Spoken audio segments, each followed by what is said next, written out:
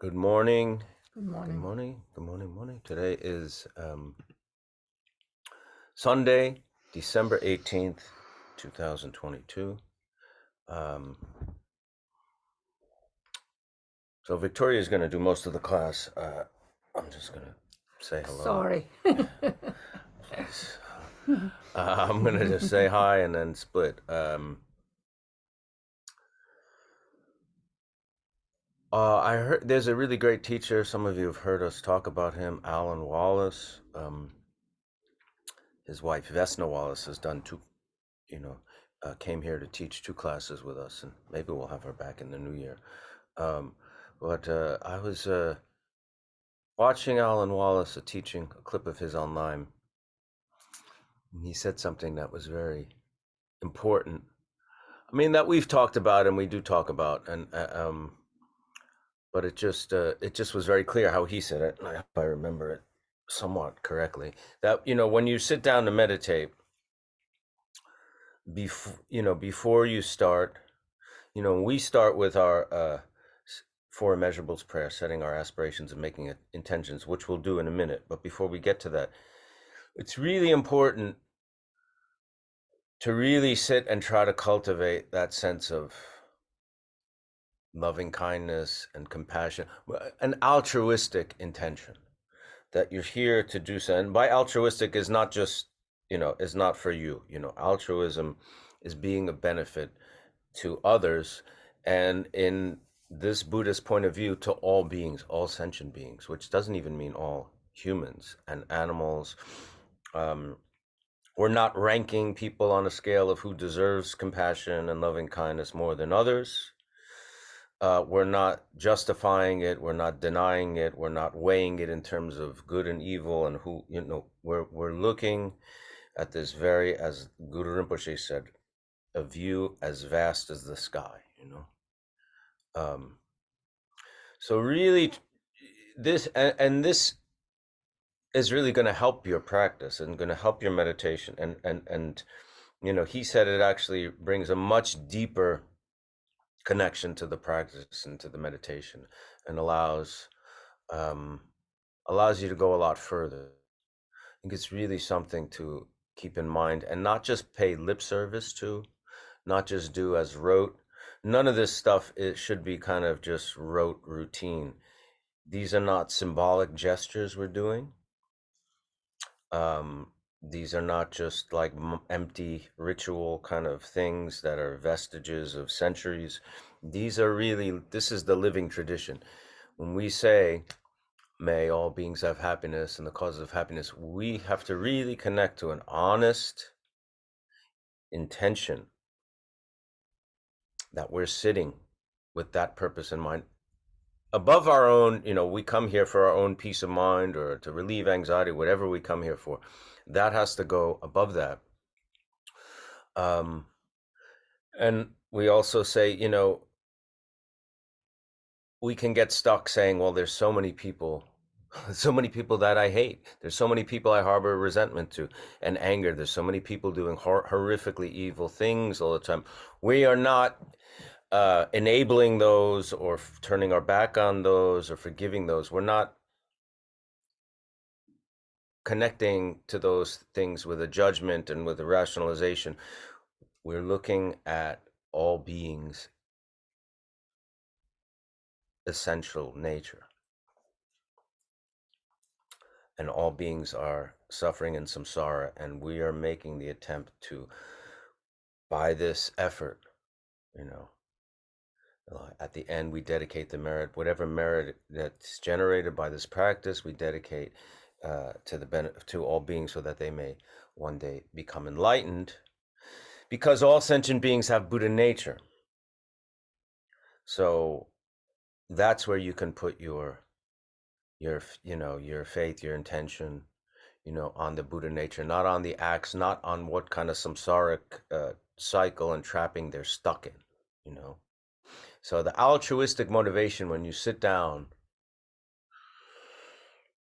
it's a very big one, and it's a very vast one, and it's a very, and just think of how positive that is. And, that just alone connecting to that intention, as they always say, a drop of water in the ocean becomes the ocean. It may seem like such a impossible, immense task and puny effort in the face of such a vast, gigantic, thing, but uh, there's a lot of truth in it. It's not symbolic, despite it seeming astronomically impossible or whatever. You know what I mean? This is not a symbolic, rote, gesture. So the more we connect to that, the more you'll connect to your practice. The deeper you'll go. Um, with that in mind, let's say set our intentions and make aspirations by saying the four immeasurables. Prayer. May all beings have happiness and the causes of happiness. May all beings be free from suffering and the causes of suffering. May all beings not be separated from the happiness that is never known suffering. May they rest in equanimity, free from attachment, anger, and aversion. And if you see in this prayer, each of the four immeasurables connects to, thank you, Nick, connects to, a specific quality: love, compassion, joy, and equanimity. And that's what we're connecting to, and that's what we're practicing for. Altruistic motivation, that all beings, receive those qualities, cultivate those qualities, transcend all their, negative, afflictive emotions. Okay, with that in mind, I bid you farewell. Victoria will be with you for the rest of the class. See you later.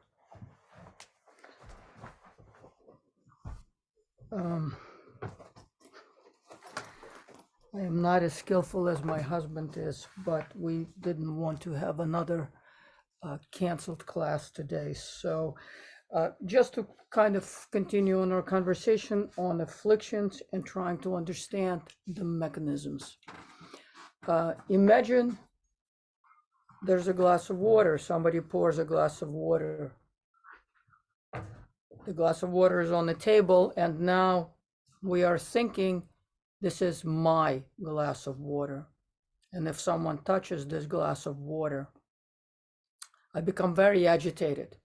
If someone drinks that glass of water, I think, how dare you? How could you drink my glass of water? But if we examine the glass of water in itself, where is this mine? Where is this, how dare you touch my glass of water? Is this an inherent quality to the glass of water? No, of course not.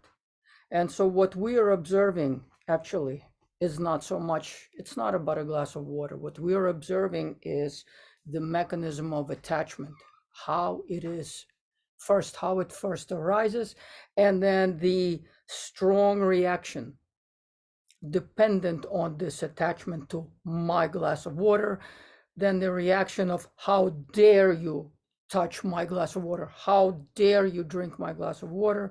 What we're watching is the mechanisms of the cause, the attachment, and the mechanism of the emotional reaction, and then the affliction arising. And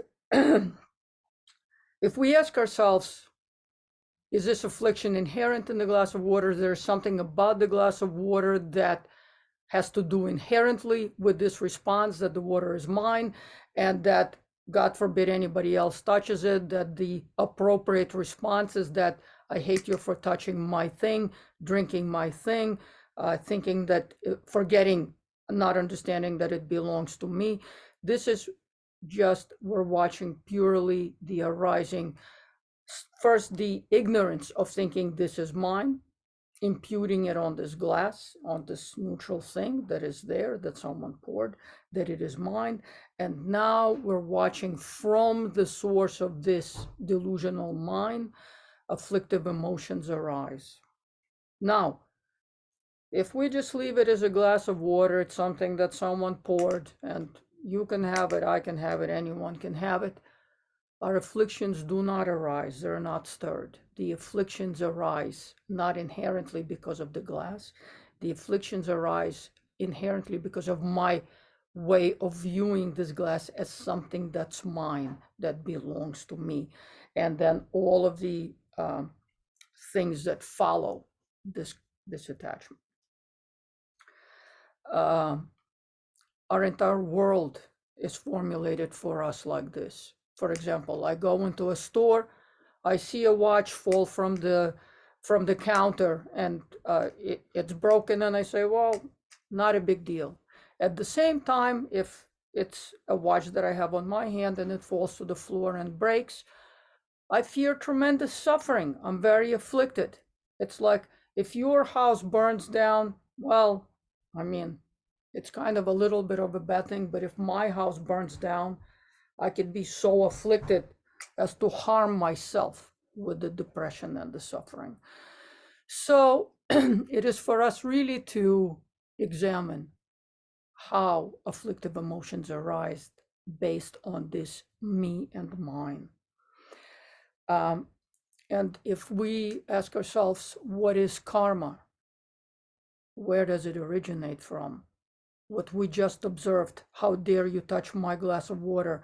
Why did my watch fall? Why did my house burn?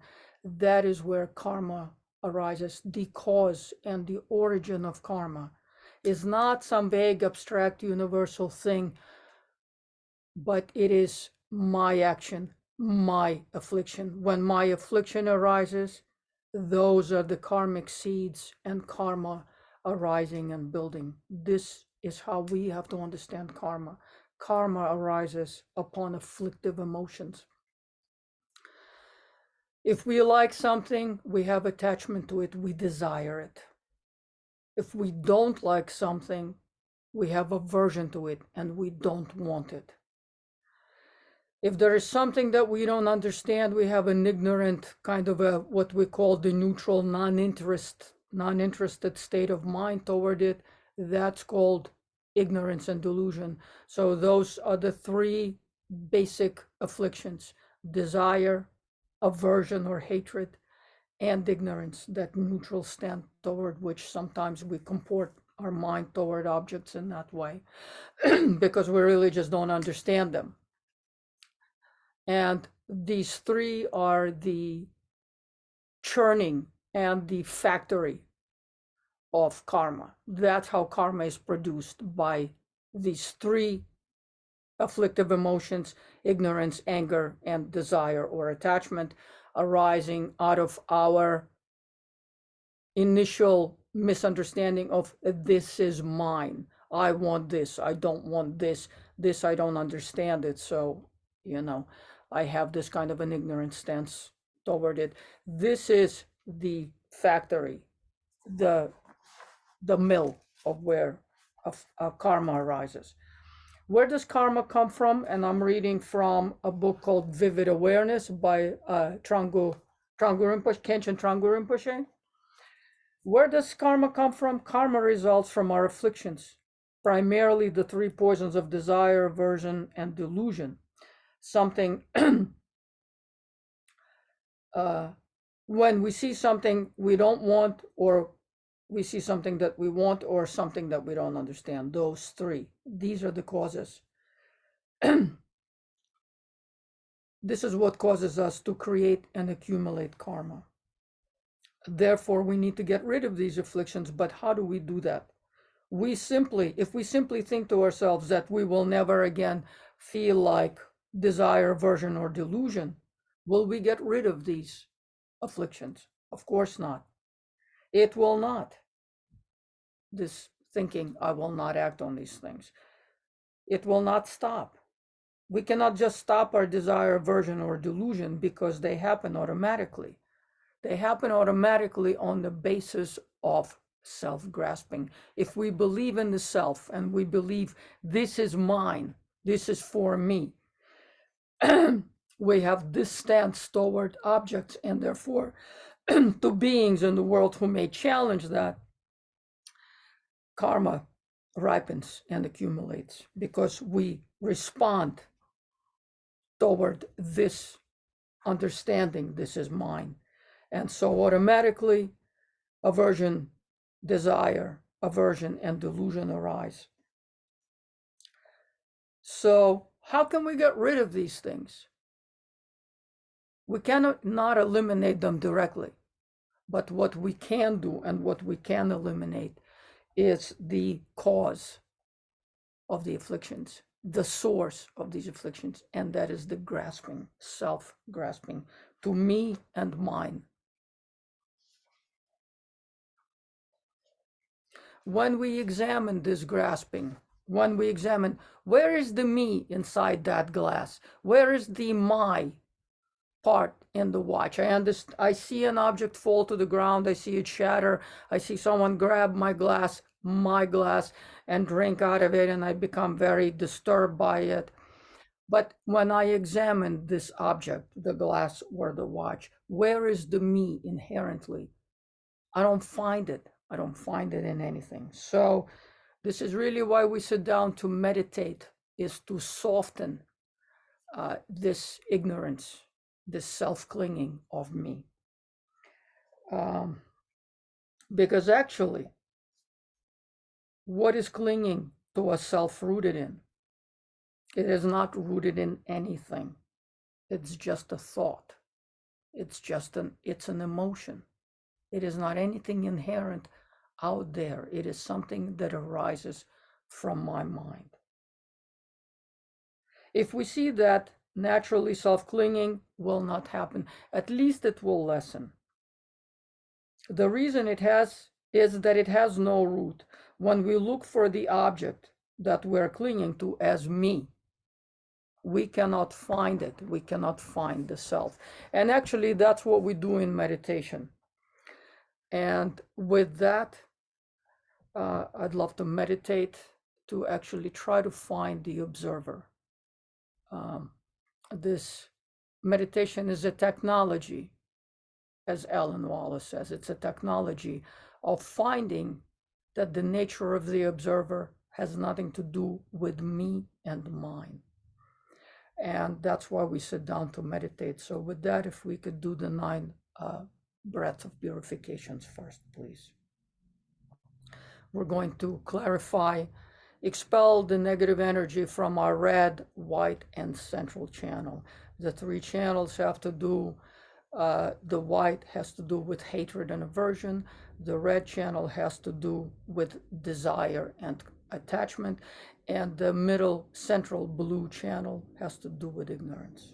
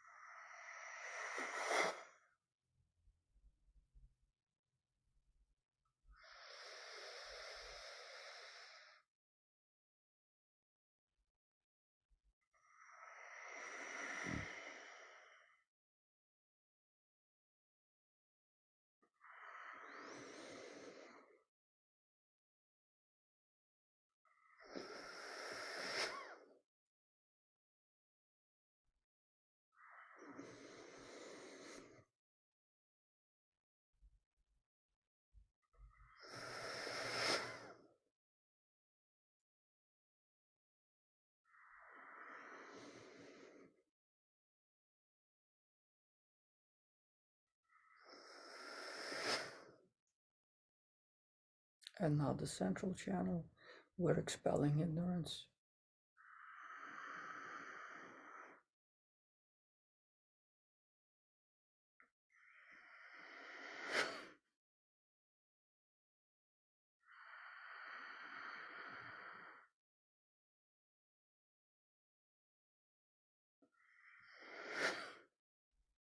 And on the last breath out, the air will go through the blue central channel, exit through the crown, and we are merging consciousness with space.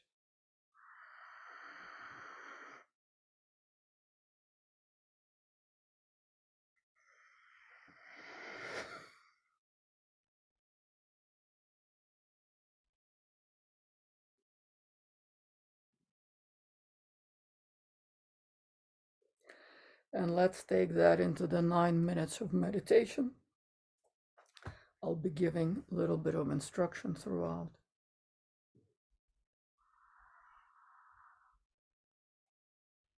We take our proper seat.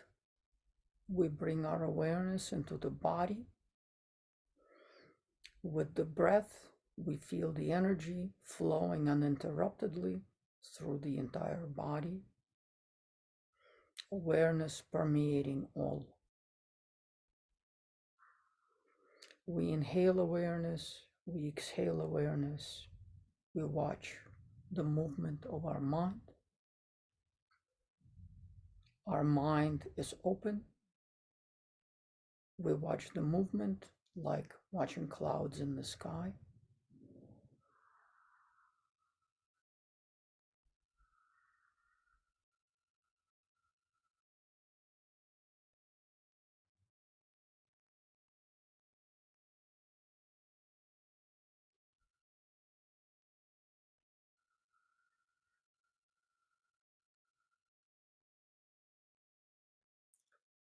Thoughts enter, emotions enter, pictures arise, and they cease into the space of awareness, into the sky of awareness.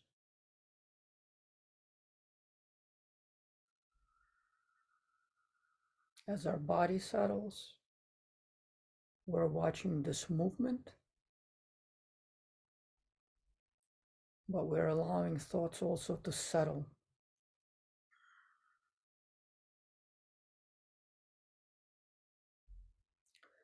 We are watching movement in stillness.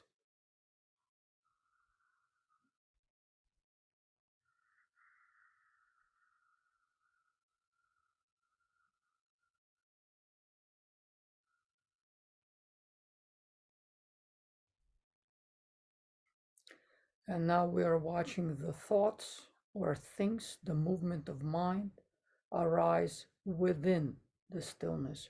We are really paying attention to the stillness itself, the space within which everything arises and into which it dissolves. We are watching the space between the thoughts, between the movements.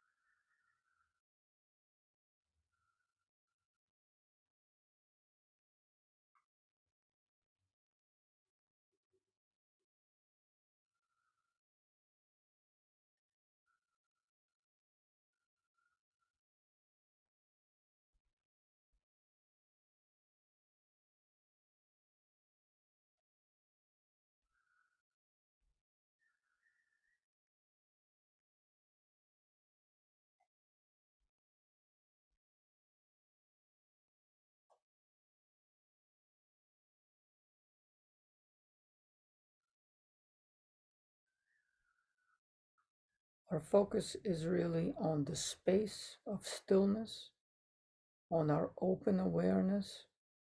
When things arise, they're like little bubbles or waves or clouds.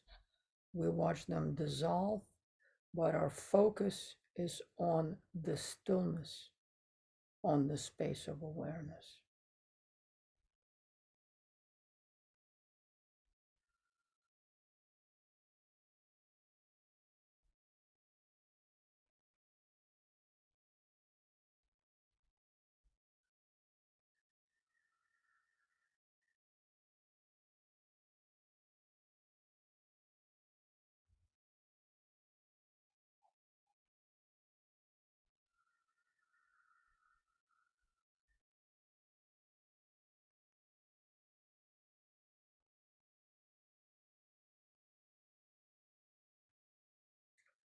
If we can become stable in watching, in staying in the awareness, in the spaciousness of awareness, and not become distracted by the movement of thoughts arising and ceasing, if we can really focus on the awareness itself.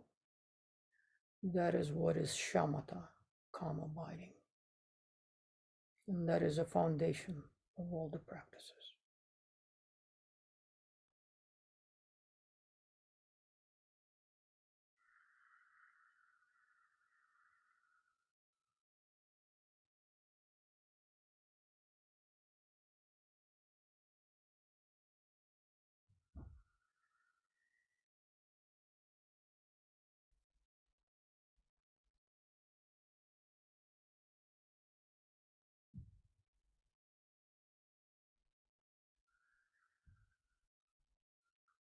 Our body is calm, our voice is silent, and our mind is very spacious, very still.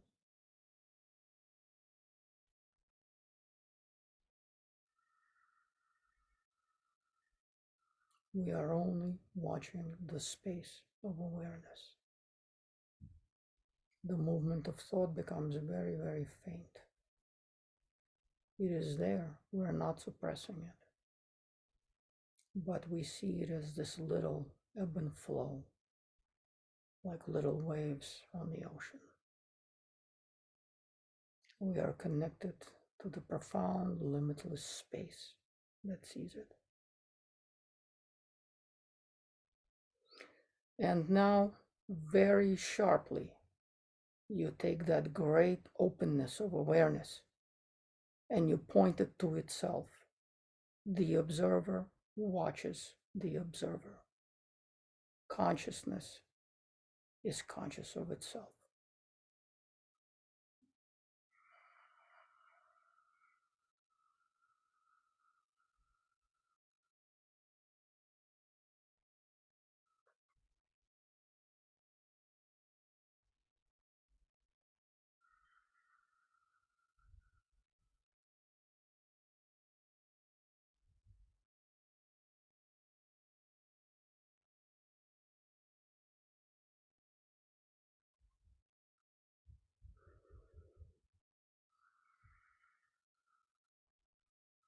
We keep bringing our mind to this point.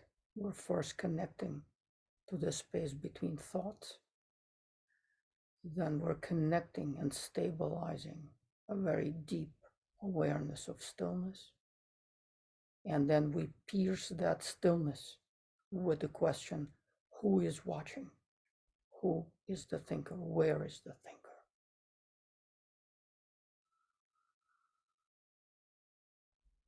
And then awareness can see itself, its own face.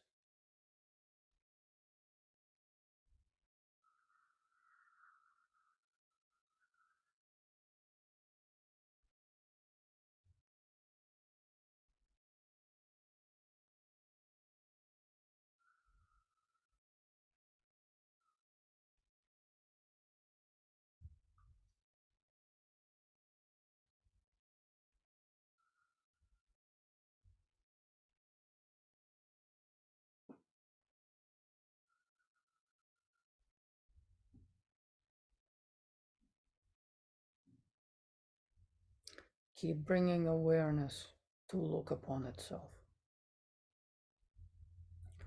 piercing through stillness, awareness, watching awareness.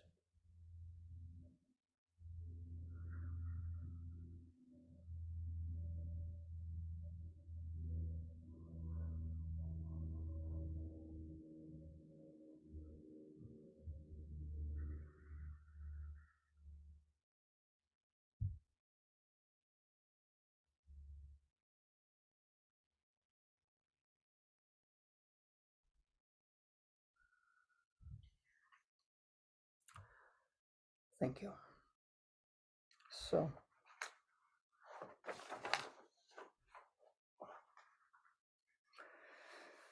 to reiterate, Ellen Wallace said that meditation is a technology of cutting through the conceptual mind to the ground awareness. And in the ground awareness, when we have glimpses of it, we can see there's no me and there's no mine. It is so vast and limitless. It is a space that holds all the little bubbles. And if we don't identify with them, we cut the suffering. And that's really what we do in meditation. We try to examine this selfless nature of the observer. You know, it's not enough just to rest in the shamatha meditation. Shamatha is the ground from which we spring into seeing the selfless nature of the self. The selfless nature of the self, you know, is the ground awareness. And when, you know, in meditation, that is what we're trying to get to this place of seeing the face of awareness directly. It takes more than 9 minutes. And there are 3 levels of understanding something. First, as we were discussing on a logical level, we're asking ourselves, where is the inherent me in the glass of water that was poured by someone and put on the table? We find nothing. Then we meditate. And first we can get glimpses. Even when on the 9th breath we dissolve consciousness into space, we can see, we have a glimpse of there's no me, there's no mind, there's not this little limited thing. If we continue to meditate and that experience becomes stabilized, so first there is the understanding, then there's the experience, the glimpse. And when the experience becomes stable, that is what is called realization. Starting from little glimpses and experiences, we work with our mind. When we encounter difficult situations, we kind of remind ourselves, go back to this space. We connect to our vast awareness without this me and mine, to make clear decisions, to not initiate the churning of karma, negative karma specifically. And it's very important not simply to have calm abiding in meditation. What's very important is to learn how to liberate negative emotions. We engage in meditational practice so that we can see this limitless kinds of nature, and also that we can see how negativity arises. So in the future, I recommend meditating on oneself, but meditating on the spot when difficulties arise. Watch yourself as a glass of water. And on the bottom of this glass of water, there is sediment. And each time me, mine, and how dare you arises, the sediment rises up. So if we can start to see the sediment rising up, we can pause for a moment. We can stop our body, speech, and mind of not entering and reacting on that ground. If we know illusory nature of the me, mind, how dare you, we can stop. We can let the sediments go back to the bottom, and just what will remain is the clarity of awareness, the clear glass of water. And from that space, we act. It doesn't mean that we let people trample on us. It doesn't mean that we just rush out and give everything away. We do it gradually. We'll learn all these kinds of things gradually. But at the same time, it's very important to know the mechanisms of karma and to know how karma is created through acting on affliction. And so if we know this, that the causes of karma is the self-grasping, and then once the afflictions arise and we use body, speech, and mind to act on that, karma is created. That's it. It's done. At that point, it's irreversible. We will meet the seeds of this karma in our future lives, in our present, tomorrow, in an hour, whenever. But karma is created. That's how karma is created.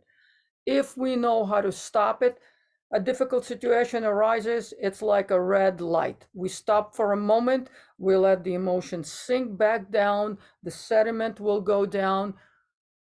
We can cross the street without the sediment, without our afflictions arising. The red light is there to warn us something bad is happening, but do not act on the sediment rising into the clear glass of water. Act when everything settles. Speak pause for a minute, stop for a moment, connect to your nature, connect to the vastness, the clarity. Eventually, you'll be able to see something that's a person who's not an enemy, but someone who's like a child, who's putting certain obstacles in your path. But you will know out of clarity how to not be triggered, how not to be reactionary, how to act out of clarity, and how to act out of wisdom and liberty, because we can only choose when the glass of water that is our internal state is not polluted by sediment. Don't let people come in with a little spoon and stir you from the bottom and then act on these kinds of afflictions. Do not act out of pollution and act out of a place of clarity. Let the things that stir the bottom and pollute the clarity of the water settle back. Let the clarity return and then act. Speak, do, act.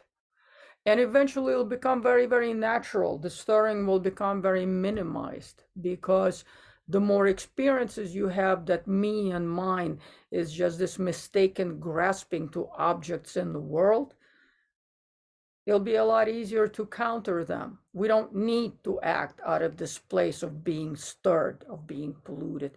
We can act out of our clarity. We can liberate afflictive emotions on the spot. It's really why we sit down to practice. At the root of everything are the afflictions. As a result of afflictions, we see all confused appearances of samsara. These confused appearances do not inherently exist. They are stirred. These confused appearances, the afflicted states, arise from afflicted states of mind, and that is all the suffering. The suffering is mine. How dare you take my glass of water? That is the suffering. It's not someone's action there. It's my internal intrinsic reaction to how dare you touch my glass of water. And so that is really what we have to work with. Remember, emotions cannot be suppressed. They cannot stop.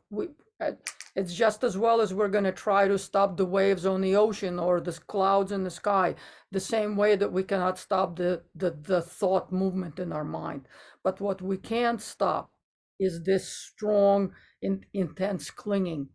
And that is kind of a very childish mental state when we still don't understand that things arise from inside, from our mistaken mind of thinking that these things are ours. The mistake is the affliction, and from the affliction karma arises. So if we can pause for a minute and know our affliction, we can see anger stirring up inside the glass of water, rising like the sediment.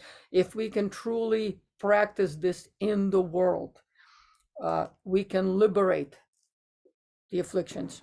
And so we can liberate and start to minimize the suffering to ourselves and to others. Because the suffering is, like I said, is not that someone takes her glass of water. The suffering is me, mine. How dare you touch mine? And now I am angry at you, or I will say harsh words and do things that are the very, very source of affliction and the source, the cause of karma. So we will minimize afflictions to ourselves, our suffering, and we will minimize on creating karmas. This is what happens when we work with afflictions.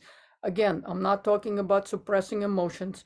I'm also not talking about people that need to be in therapy and need help of the professionals. I'm talking about ordinary beings such as myself who want to be very clear about how and when these mechanisms of afflictions arise and dismantle them, dismantle the very root of everything, which is ignorance, the clinging to the self. And how we do it is we do it in formal meditational sessions, because when we connect to that vastness, the movement becomes very secondary. Very little bubbles rise up. We don't get distracted by the bubbles. They don't hijack us anymore. And then very directly we use that stillness, the when we connect to the stillness, we use that momentum to look at who is looking, where is this looker, and when we don't find anyone, there is no me in this pure awareness. We remember, we recall that on the spot when our emotions are getting triggered, when there are situations, habitual situations that we walk into with a difficult person or a difficult situation. And so we can practice on the cushion, we can practice not with a glass of water, we can practice with a difficult boss, and we can practice in the way of his words will not stir my afflictions. These habitual things, these ordinary things I walk into tomorrow at the office are not going to stir me, or my difficult parent or difficult child. When they say this, I will not get stirred. We work with ourselves on the cushion, and then when we walk into the situation, we practice. We remind ourselves what the practice is. So just to reiterate, practice is really not about just finding peace and calmness and getting attached to that. No, calmness is the basis from which we look then directly at the knower, and that is looking into the nature, the ground, into our Buddhahood. That is the ground from which is our mind.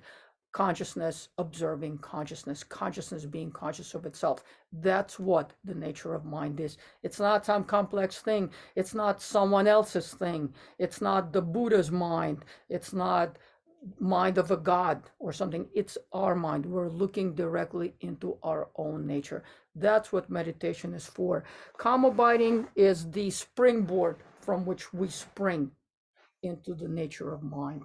And it's very necessary, because if we are just hijacked by thoughts, by the bubbles on the surface, we cannot really see our nature. So first, the calm abiding, the proper calm abiding, where we're really connecting to the stillness and the awareness quality of our mind, spacious, limitless. And then through that, we take that energy of awareness and we pierce to see who is observing, who is watching. And then we see it's not something that is a self, that is me, that is mine. Because in that space, it's not my body. It's not even like this intellectual thing. In meditation, we take shamatha as a springboard and we pierce through the conceptual mind to see the nature of mind. And then we bring that awareness when dealing with all kinds of difficult things. So thank you. And I guess we'll go to some questions. And I don't promise you the brilliance that my husband has. The question.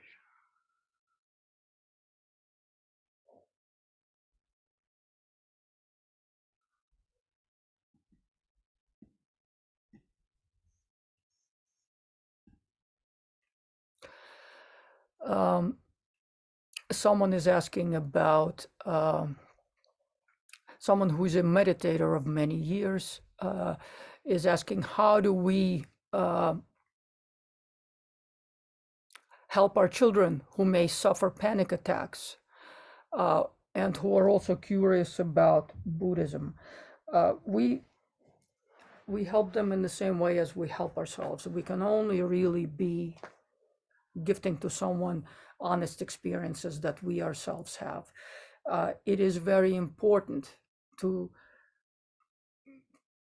give to anyone, in a limitless ways, just as Michael and I received our teachings from our teacher Garchen Rinpoche and the teachers surrounding him and other teachers whom we read, is to gift that space of the nature of mind, and to really also see and try to find the causes, to understand anxiety. And I'm not speaking of an anxiety on a clinical level where the panic attacks are so intense that they overwhelm us, and we need other interventions, and then we can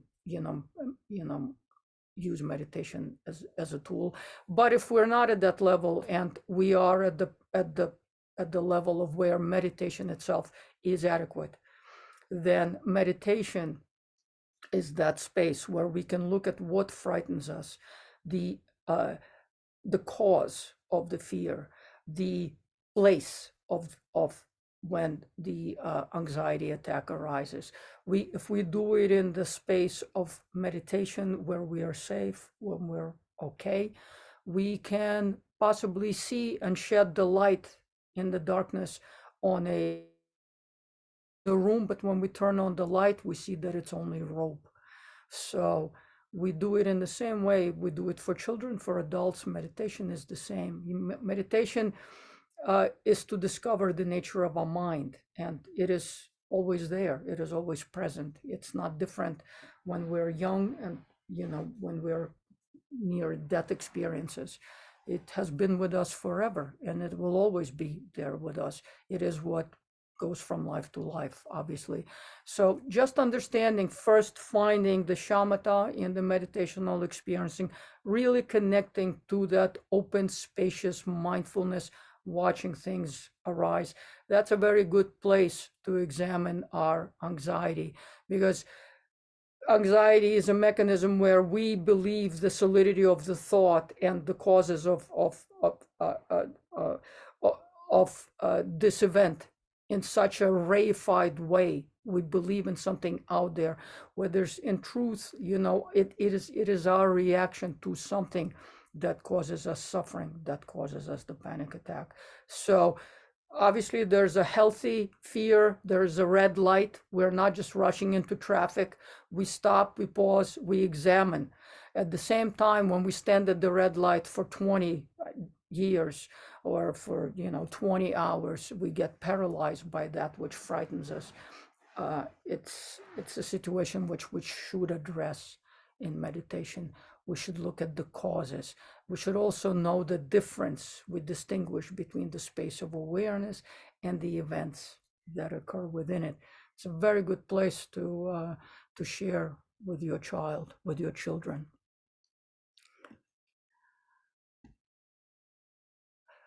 There are questions specifically to Michael. Meditation plan. The three afflictions that create karma. The three afflictions are desire, is when we look at something and we want it, and then this wanting goes from this, it's pleasant, and goes right all the way to addiction and the things we're willing to do for it. That's attachment, desire and attachment. Then there is aversion or anger, things that we think are unpleasant, and then it goes from unpleasant to I hate it. The whole range from here, from alpha to zeta. And then there is the ignorance, something that when we look upon it, we don't understand it. It's kind of a neutral space. We just leave it because we're ignorant about it. So the three afflictions are desire, anger, and ignorance. And from these three main ones, and of course, ignorance is at the core of everything, because it is the ignorance of thinking that I exist. This me is something solidified and reified, and it's here. Not knowing that the me is just kind of a mental attitude of grasping. And when we look for it in meditation, for example, where is this me in the glass of water? We don't find it. That not finding is extremely significant. So this is what we do in meditation. We, really examine the nature of the me and mine, and whether it's inherent in anything. Do we find it in anything? The same like when we get angry and we don't find, that anger is just a thought. It isn't a thing. It's not anything solid. So before it turns into fire through words and actions, we extinguish it, we bring it back, we bring the temperature down, the water, the sediment, everything that is stirred goes down to the bottom, and then we act out of clarity. If we have difficulties acting out of clarity, there are two methods that are always used in Buddhism, and that is compassion and devotion. We call on our guru. If we really cannot cope with a very, very difficult afflictive emotion, we call on our guru. We call on the deity. We call on our teachers and the Buddhas. Or we exercise compassion. We use Tonglen breath with that very difficult person. And before we say anything, we do anything, we breathe in their affliction, and we give them the light. We do it 3 times before we pause, before we act and say. And so we delay and hopefully completely prevent creating negative karma for them and us. Because remember, when we're burning, we touch them, they burn too. And that's how it just keeps on multiplying.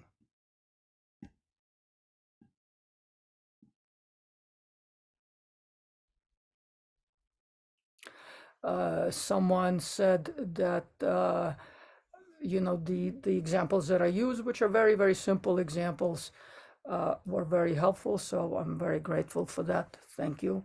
I think the glass of water is a very good example. We were actually given that example. It is something that the Buddha said, do not stir the afflictions, do not churn the afflictions from the misconception of the me and mine. Because that stirring is the suffering, and it is the creator of suffering. It is the fire that burns internally, and then when we touch, it burns externally. So always going back to like, how is my mind right now? That bodhisattva, the 37 bodhisattva versus number 36. What is the state of my mind? Is my glass of water clear? Is the sediment on the floor? And when the sediment arises, we should start energetically to feel when that arises. We know energetically the flow of energy of anger. We know the flow of energy of desire. We know the flow of energy of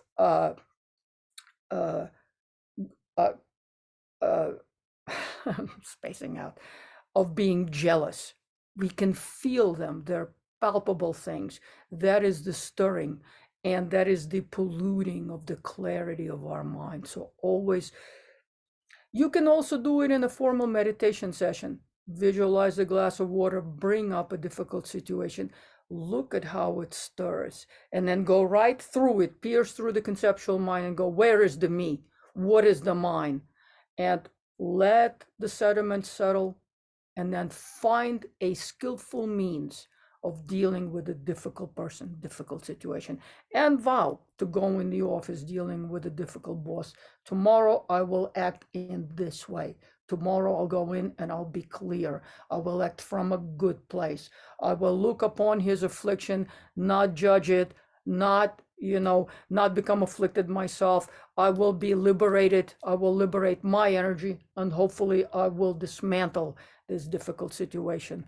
At least I will liberate my own affliction. And we are here in this class, we're meeting together to really work on our own mind. We're not here to work on anyone else's mind.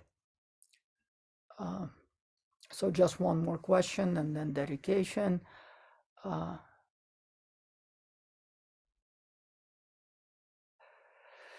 Someone who is also a beginner asked the question, how do we deal with desire? Sometimes I find desires framing the root of my happiness. The thing is that we conflate and we mistake desire and pleasure for happiness. But pleasure is like drinking salt water. The more we drink, the more we need. We become shopaholics, we become addicts. That's what desire leads us to. Pleasure is not happiness, because once we receive pleasure, our receptors want more. Then tomorrow we need more of that pleasure. This pleasure will ultimately lead to addiction in substance and behavioral addictions. So very, very important to understand the difference between pleasure and happiness. Happiness is a vast concept. Happiness has to do with compassion. Pleasure has to do with selfishness and suffering. But that's a very big topic, and hopefully we'll get to talk about it in the next class. We will talk about bodhicitta. There's two kinds of bodhicitta, the relative and the ultimate bodhicitta, and how bodhicitta is very much not an emotional, not an emotion, and therefore does not require emotional responses. Compassion is also really not an emotion as well, but Nick, let's do the dedication prayers. Thank you for your beautiful questions. Thank you for participating. Thank you for everything. And Nick, can we do the dedication? By this merit, may all beings attain the state of enlightenment and conquer the enemies of faults and delusions. May they be liberated from the ocean of samsara and its pounding waves of birth, old age, sickness, and death. Thank you all. Thank you for your beautiful questions. Thank you to our producer, Nick. And practice, use liberation, and use your skillful methods. And remember, you have Buddha mind, your nature is pure, absolutely immutable. All you need to do is connect to it. Thank you all.